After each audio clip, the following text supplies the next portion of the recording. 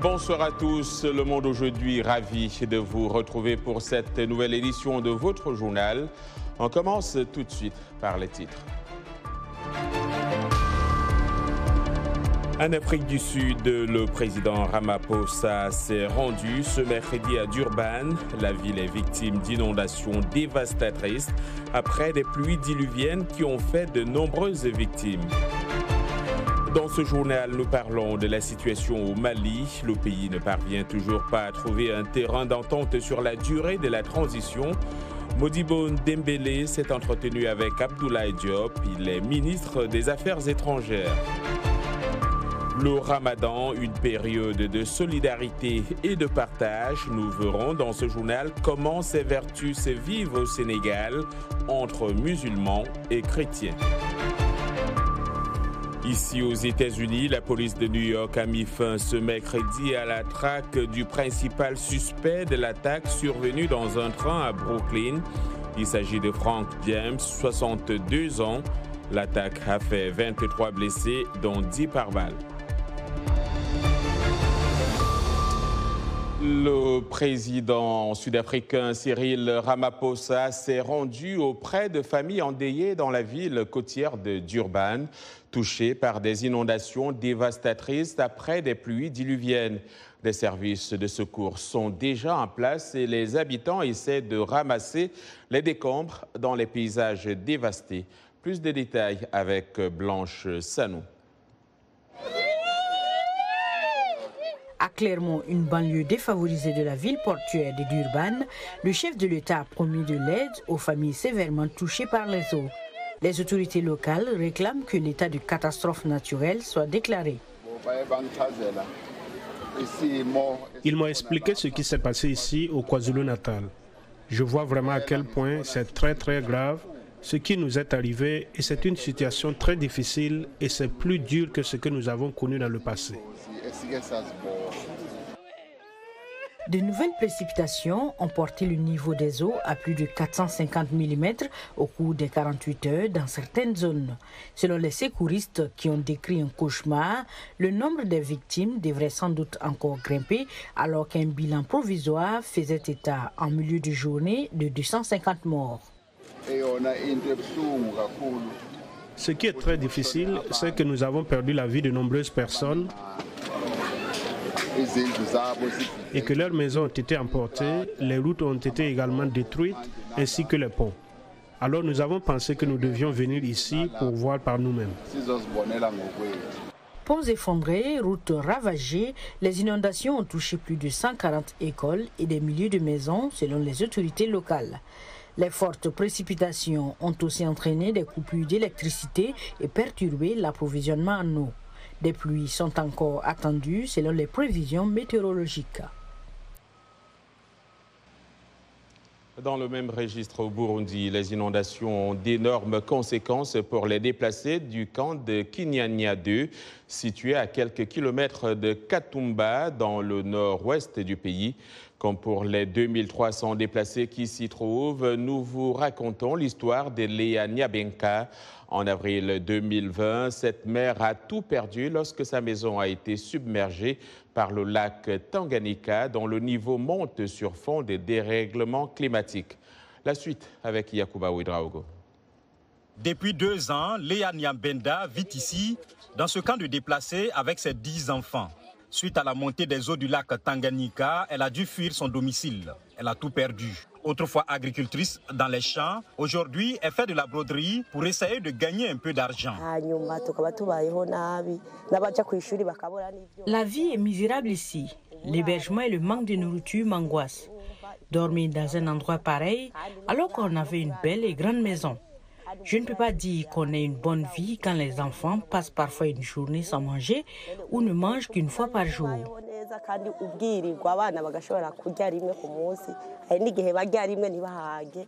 Léa est née à Gatumba, elle a toujours vécu au bord du lac Tanganyika. Chaque année, pendant la saison des pluies, le lac montait mais jamais proche de son terrain. Sa maison est à seulement quelques kilomètres du camp. Aujourd'hui, il ne reste plus rien. Ma maison se trouvait ici, il y avait 4 chambres et un salon. Ici, on voit 2 des chambres détruites. Là-bas, c'était une chambre et là-bas, le salon. Situés sur une plaine fertile alimentée par la rivière Ruzizi, les habitants ont construit des maisons proches du lac sur une zone difficile. L'ONG Save the Children vient en aide aux familles déplacées et à celles qui ont choisi de rester sur place. Leur plus gros défi, les enfants qui représentent 65% des déplacés. Souvent déscolarisés, ils sont contraints de travailler pour aider leur famille. Certains enfants se mettent à pêcher sans être encadrés et c'est dangereux parce qu'ils risquent de se blesser. Mais si on y ajoute les conditions de vie précaires des familles, les logements insalubres, les enfants sont aussi en proie à la pluie, au froid et à la malnutrition. Les experts se divisent sur les causes qui expliqueraient la montée des eaux. Une crise cyclique, une intensification des pluies, le changement climatique, l'érosion ou encore le manque d'assainissement et la pollution. Quand je vois tous les déchets, je dirais, solides, tout qu'on jette dans ces rivières, après les rivières sont fâchées, ils n'ont pas quoi faire, ils doivent envoyer ça dans le sein du lac Tanganyika. Et si vous y allez vers 15 h, vous allez voir que le lac est en train de vomir pour dire « mais qu'est-ce que vous voulez que je fasse ?» La saison des pluies va bientôt débuter au Burundi et l'inquiétude règne. Cette année, la situation risque encore de s'empirer pour les habitants de cette région. Allons en Côte d'Ivoire, où le Premier ministre Patrick Kachi a rendu sa démission et celle du gouvernement au président Alassane Ouattara à l'ouverture d'un conseil des ministres ce mercredi. Dans son discours, il a remercié le président Ouattara de l'avoir nommé Premier ministre par intérim le 8 mars 2021, puis confirmé à ce poste le 26 mars 2021. Cette décision n'est en soi pas une surprise. Le président ivoirien avait déjà fait part de son projet de constituer un nouveau gouvernement plus restreint. Un nouveau Premier ministre devrait être nommé la semaine prochaine. Le conflit qui déchire le Mali est marqué par une hausse des crimes commis contre des civils dans les centres du pays, pour lesquels l'impunité règne toujours. Depuis 2018, le conflit est caractérisé par une hausse des exactions commises contre les populations civiles, en particulier dans le centre du pays. C'est du moins ce que déplore ce mercredi Amnesty International dans un rapport analysant la réponse judiciaire à ces actes. Selon le bureau d'Amnesty au Mali, le document a été produit avant les événements survenus fin mars à Moura. On reste au Mali, où le pays ne parvient toujours pas à trouver un terrain d'entente avec la CEDEAO sur la durée de la transition. Cela arrive à un moment où les forces armées maliennes, qui ont entamé de vastes opérations militaires antiterroristes sur toute l'étendue du territoire national, sont accusées d'exactions contre des populations civiles par certaines organisations de défense des droits de l'homme. Ensuite, l'Union européenne envisage de mettre fin à la formation des forces armées maliennes. Pour mieux comprendre les enjeux, autant pour moi, de la diplomatie malienne, donc, Modibo Ndembele a joint via Skype le ministre des Affaires étrangères et de la coopération internationale du Mali, Abdoulaye Diop. Les négociations se sont poursuivies le mois dernier, à la suite d'une délégation qui est venue ici, qui a fait des propositions entre 12 et 16 mois, et même 12 mois, ce qui nous a surpris d'ailleurs. Et le dernier sommet à Accra, vous avez suivi, a fait des propositions de 12 à 16 mois.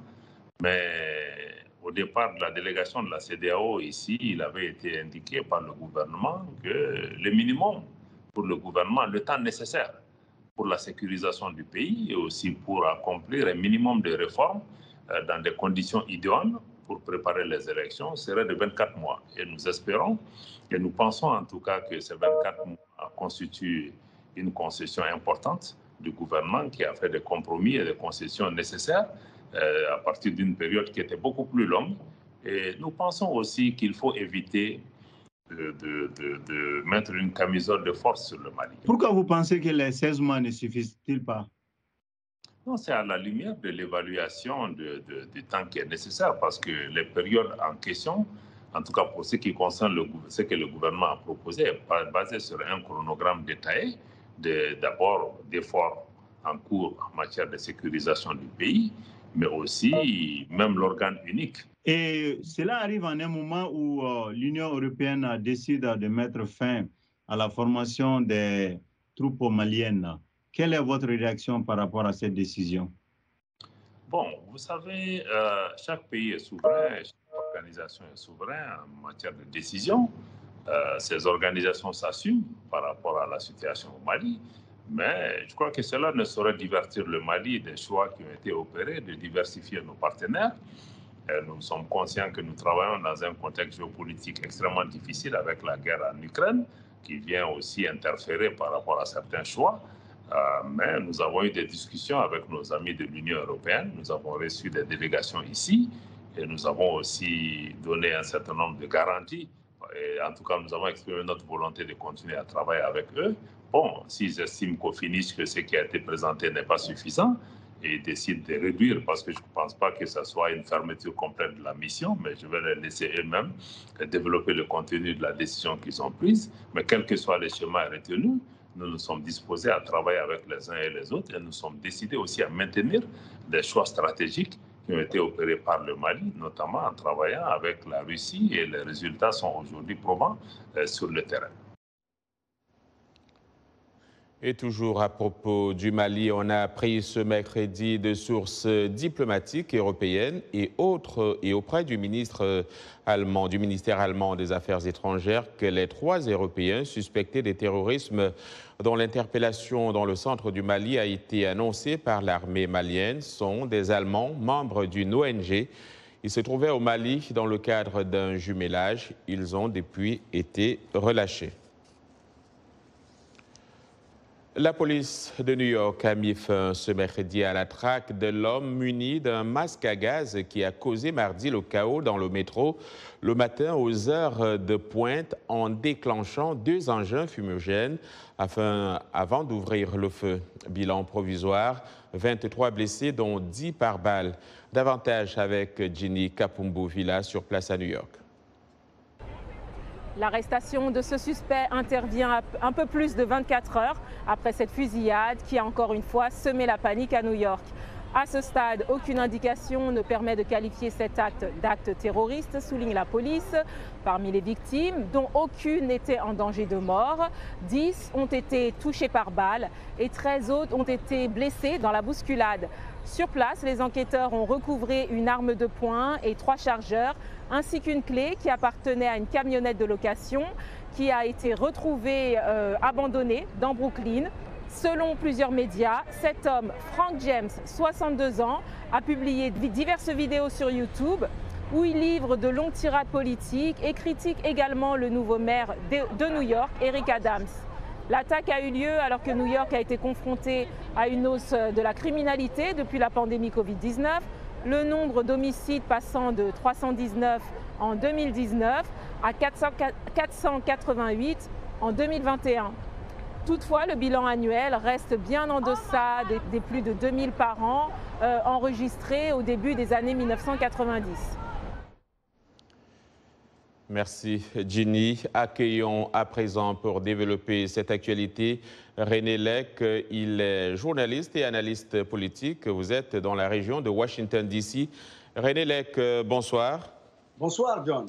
Ravi de vous retrouver sur ces antennes. Quels commentaires vous faites de cette attaque de New York et la rapidité avec laquelle le suspect a été démasqué et arrêté? Oui, John, bon, d'abord dire que c'est une tragédie, ce qui s'est passé hier. Au-delà des gens qui ont été blessés, relativement gravement pour certains, il y a toute la peur que ça a installée dans la ville. L'une de mes filles, elle-même me disait hier, oui, à partir de maintenant, je ne pourrai plus vraiment prendre le métro pendant un moment. Donc, il y a une psychose, bien entendu, que ça crée dans la grande ville de New York. Mais il faut dire que effectivement, les policiers ont été très efficaces. En moins de 30 heures, littéralement, ils ont pu localiser le suspect et procéder à son arrestation. Alors, le président américain réaffirme de plus en plus son agenda à quelques mois des élections de mi-mandat. Il a annoncé de nouvelles mesures sur le contrôle des armes à feu, justement. C'était lundi. Plus précisément, les armes fantômes. Déjà, c'est quoi ces armes fantômes? Qu'est-ce qu'on sait de leur effet et que disent les défenseurs du deuxième amendement relatif justement au port d'armes?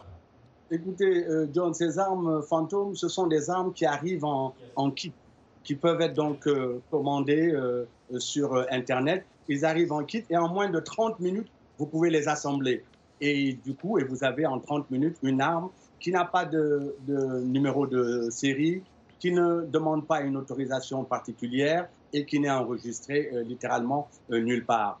Donc le président Biden a décidé de mettre fin à cela et qu'il était essentiel de pouvoir traquer ces armes fantômes, notamment en obligeant les fabricants à mettre un numéro de série sur certaines des parties de l'arme, mais également en imposant un background check, donc une recherche historique sur la situation des gens qui les commandent. Et les défenseurs du deuxième amendement? Alors, les défenseurs du deuxième amendement, ils sont critiques par rapport à cette décision de Biden. Certains considèrent que celle-là devrait passer par le Congrès, ça devrait être une loi. Mais bien entendu, vous savez, John, on est dans une véritable crise de gouvernance dans ce pays depuis quelques années. Et très rapidement, si vous le pouvez, la question des armes, la réforme de la police, l'immigration et bien d'autres défis figurent dans l'agenda de Joe Biden. Comment les choses se présentent-elles dans le camp démocrate et en face? Écoutez, j'imagine que vous faites allusion à ce qui va arriver dans quelques mois, c'est d'ici en novembre, c'est à mi-mandat. Ça ne va pas être une affaire simple pour les démocrates qui sont donnés perdants. La question, ça va être de savoir quelle sera la marge de leur défaite, si tant est qu'il y ait une défaite. Mais pour l'instant, avec une inflation à plus de 8,5%, John, la situation n'est pas reluisante. Voilà. Merci beaucoup, René Lec, pour votre disponibilité et au plaisir. Au revoir, John. Également dans l'actualité ce soir, le Kremlin juge inacceptable que le président américain Joe Biden accuse son homologue russe Vladimir Poutine de génocide en Ukraine. Le président Biden a déclaré que les preuves de choses horribles qu'ont faites les Russes en Ukraine s'accumulent. Le monde, a-t-il ajouté, en découvrirait encore davantage sur la dévastation avant de parler pour la première fois de génocide, un terme surtout employé jusqu'ici par son homologue ukrainien Volodymyr Zelensky, qui a salué sur Twitter les vrais mots d'un vrai leader. Moscou rejette bien sûr de telles accusations sur le terrain. Pendant ce temps, les Russes poursuivent leur offensive pour faire tomber Mariupol, la ville portuaire assiégée et bombardée depuis plus de 40 jours. Vous regardez Le Monde aujourd'hui en direct de Washington DC sur VO Afrique. N'allez nulle part ailleurs. L'information vous revient dans un instant. Nous parlerons notamment de la Basketball Africa League et de sport avec Yacouba Ouedraogo.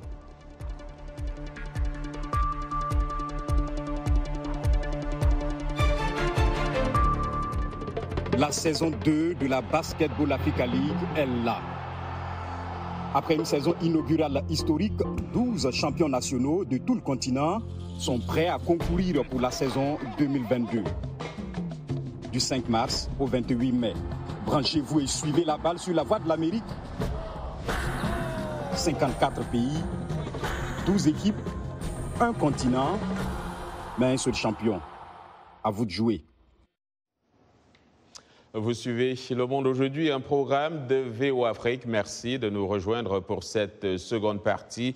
Nous émettons en direct de Washington DC. C'est mercredi et c'est de sport que nous parlons avec Yacouba Ouedraogo. Yacouba est avec nous. Bonsoir. Bonsoir John et bonsoir à tous. Basketball Africa League, comme vous l'avez annoncé. Pour commencer donc avec les matchs de la conférence Nil qui se poursuivent au Caire en Égypte. Cobra Sport du Soudan du Sud fait présentement face à BC Espoir Foucache de la RDC. Juste après, les Cape Town Tigers défieront les Camerounais de FAP.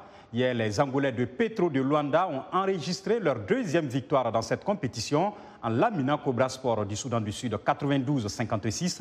Deuxième succès également pour le champion en titre, le Zamalek d'Égypte, vainqueur 101 à 97 des Sud-Africains de Cape Town Tigers. Nous revenons sur les temps forts de ces deux matchs.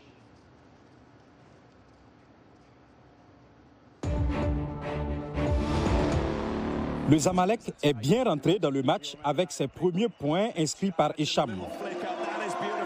Mais les Tigers se sont vite relancés, menant avec 2 points à 4 minutes de la mi-temps. Preston prolonge même cette avance à 4. Au troisième quart-temps, le Zamalek est mené de 6 unités lorsque Souza conclut cette belle action avec Strawberry Junior et Mahmoud en relais, réduisant l'avance de Cape Town à 3. Puis, sur ce raté de Strawberry Junior, Mahmoud est au rebond et retrouve Diogo qui dunk à une main, sonnant le réveil des Égyptiens. Le match est serré avec 5 minutes à jouer dans le troisième quart-temps. Makini de Zamalek poursuit sur cette lancée.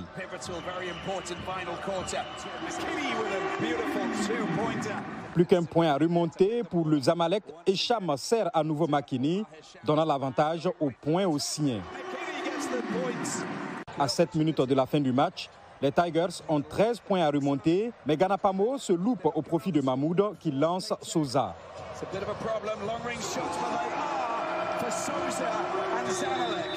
Ce dernier est en feu tout au long du quatrième quart-temps et porte l'avance de Zamalek à 16. Kabongo chippe le ballon à Salem et marque tout en bénéficiant d'une faute, insuffisant pour amener son équipe dans la partie. Le Zamalek s'impose avec 24 points d'écart. Basketball toujours, mais cette fois-ci, ici en NBA, les Brooklyn Nets, vainqueurs des Cleveland Cavaliers 115-108, en match de barrage, se sont qualifiés pour les playoffs. Le public du Barclays Center a fait montre d'une joie contenue, car l'émotion était encore palpable après l'attaque survenue en matinée dans le métro à Brooklyn, où un homme a ouvert le feu, faisant 23 blessés. Une minute de silence a ainsi été observée avant le match. En playoff, les Nets défieront au premier tour les Boston Celtics à l'ouest. C'est Minnesota qui a eu le dernier mot face aux Los Angeles Clippers au prix d'un money time de feu. Score final 109-104. En playoff, les Timberwolves défieront au premier tour les Memphis Grizzlies, toujours en barrage. À suivre ce soir, Atlanta, Charlotte et la Nouvelle-Orléans fait face à San Antonio. Les playoffs débutent samedi. Tout autre chose à présent, et nous parlons de rallye au Kenya, mais pas n'importe quel rallye. Le rallye automobile féminin, ce pays d'Afrique de l'Est a organisé le Lioness Rally, un rallye entièrement féminin visant à remettre en question les stéréotypes sur la participation des femmes au sport mécanique. Suivez.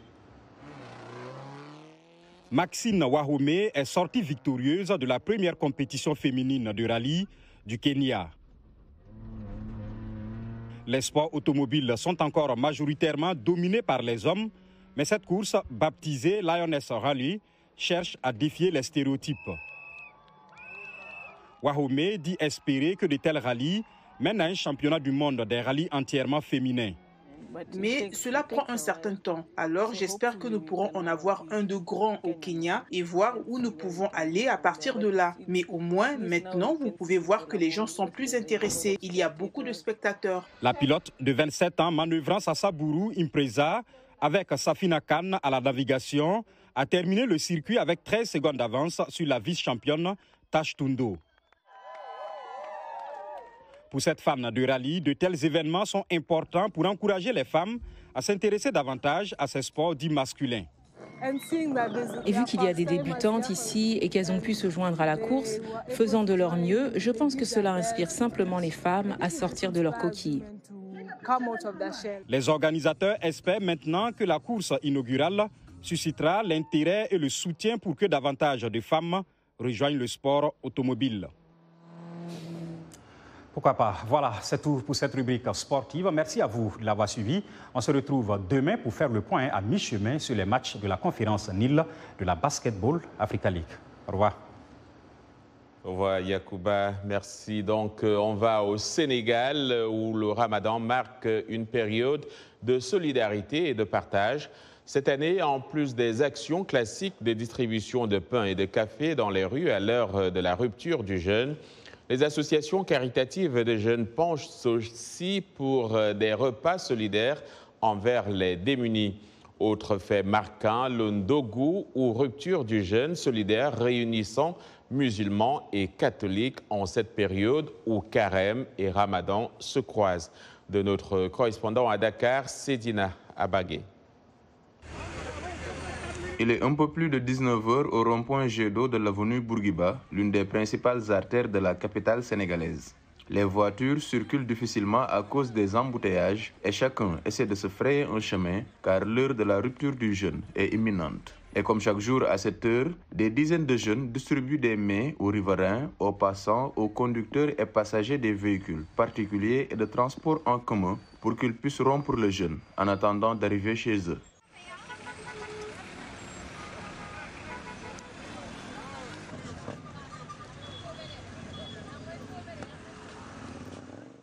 La particularité de cette action de solidarité qui se déroule depuis l'année dernière au rond-point jet d'eau de Dakar est qu'elle est à l'initiative de fidèles chrétiens qui ont voulu marquer leur attachement à la cohésion sociale.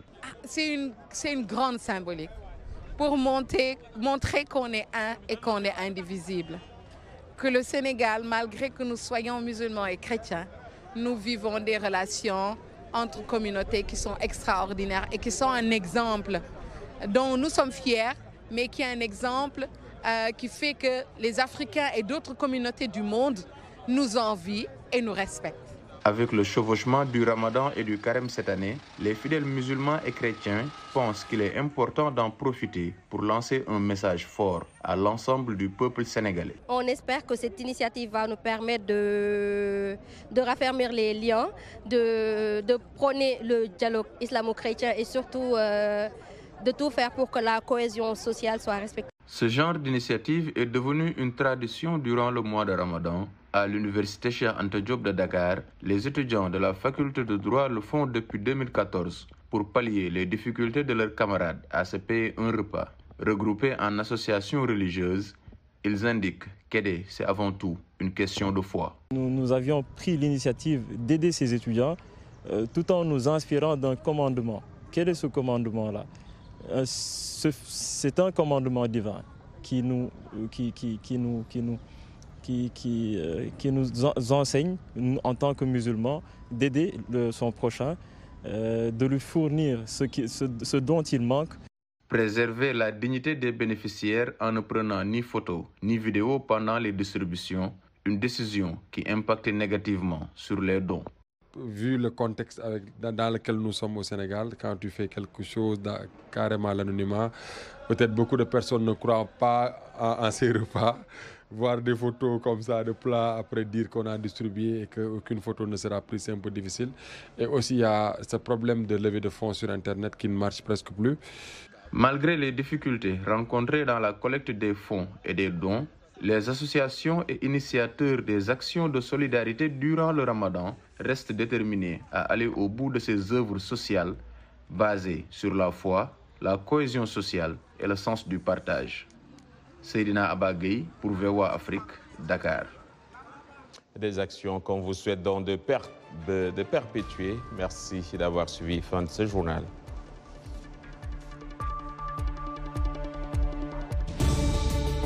Washington Forum, le rendez-vous hebdomadaire de VOA Afrique à ne pas manquer. Chaque semaine, nous sommes ensemble pour 30 minutes pour décortiquer les grands sujets qui font l'actualité. Avec nos analystes et nos reporters, nous allons au fond des choses. Politique, économie, société, culture. Nous posons le débat et nos analystes sont là pour apporter l'éclairage. Washington Forum, c'est aussi vous, le public. Vous pouvez participer en réagissant au thème de la semaine sur nos réseaux sociaux. La rédaction de VOA Afrique vous donne rendez-vous sur ses chaînes partenaires, son site voaafrique.com et sur ses plateformes numériques pour prendre part à ce forum réalisé dans nos studios à Washington. À très bientôt dans Washington Forum.